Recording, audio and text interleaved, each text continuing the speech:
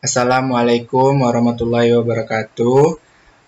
Nama saya Fianggaria Yanto, jurusan Budidaya Perairan dengan NIM 180254243028. Saya akan menjawab pertanyaan MK Fisiologi Tingkah Laku Larva. Yang pertama, gambaran terbentuknya saluran digesti dari ikan laut, tawar, dan udang. Ikan kerapu bebek.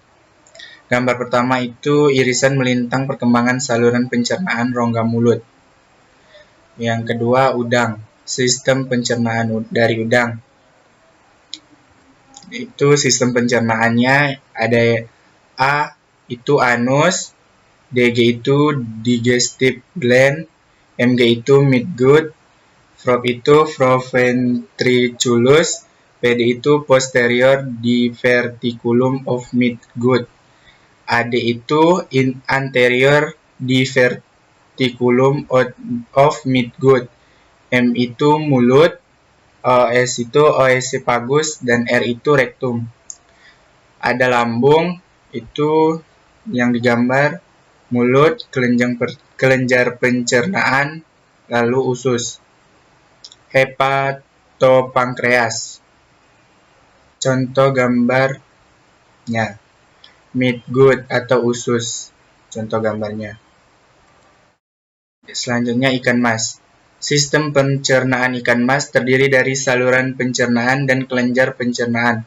Alat pencernaan terdiri dari dua bagian, yaitu saluran pencernaan yang meliputi mulut, rongga mulut, pharynx, esophagus, lambung, pylorus, duodenum, intestinum, rektum, dan anus, serta kelenjar pencernaan yang terdiri dari hati, empedu, dan pankreas.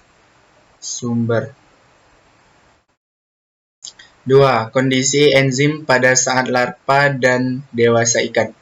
Perkembangan struktur pencernaan akan diikuti pula oleh perkembangan enzim pencernaan.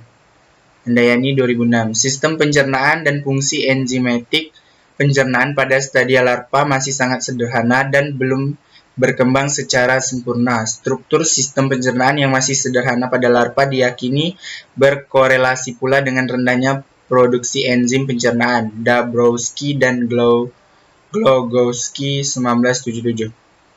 Pada saat larva mulai mengkonsumsi pakan eksogennya, saluran pencernaan larva telah berisi enzim yang berkaitan dengan proses pencernaan dan penyerapan molekul protein, glikogen, dan lemak. Kolkowski 2001. Dengan demikian, aktivitas enzim pencernaan merupakan suatu indikator yang baik untuk menentukan kapasitas pencernaan. Pada saat aktivitas enzim tinggi dapat diindikasikan bahwa secara fisiologis larva telah mampu untuk memproses pakan eksogen. Gaulika et al. 2000. Keberadaan enzim pencernaan yang meliputi protease, amilase, dan lipase merupakan indikator biologis terhadap kemampuan larva untuk mencerna eksogen yang mengandung protein, karbohidrat, dan lemak. 3. Food habit dan larva udang dan bivalvia. Berdasarkan kebiasaan makannya larva udang pada tingkat mesis dan post, larva lebih menyukai makanan hidup seperti zooplankton, yaitu Nautilus, Artemia sp, sebab selain kandungan nutrien tinggi, dia mudah dicerna oleh larva udang. Keberadaan hewan kelas bivalvia dan gastropoda ini terkait dengan lingkungannya adalah ketersediaan makanan dan biasanya makan di mana dalam kebiasaan makan hewan kelas bivalvia dan gastropoda ini pemakan sedimen dan penyaring makanan.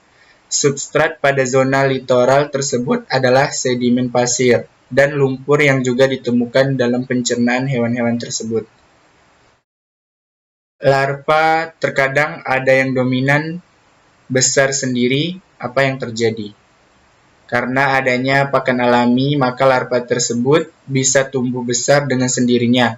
Pakan alami akan membantu proses pembenihan untuk menghasilkan benih yang baik dan berkualitas. Salah satunya adalah zooplankton. Baiklah, itu saja yang bisa saya sampaikan. Saya akhiri. Wassalamualaikum warahmatullahi wabarakatuh. Biasanya nyimpen apa ya?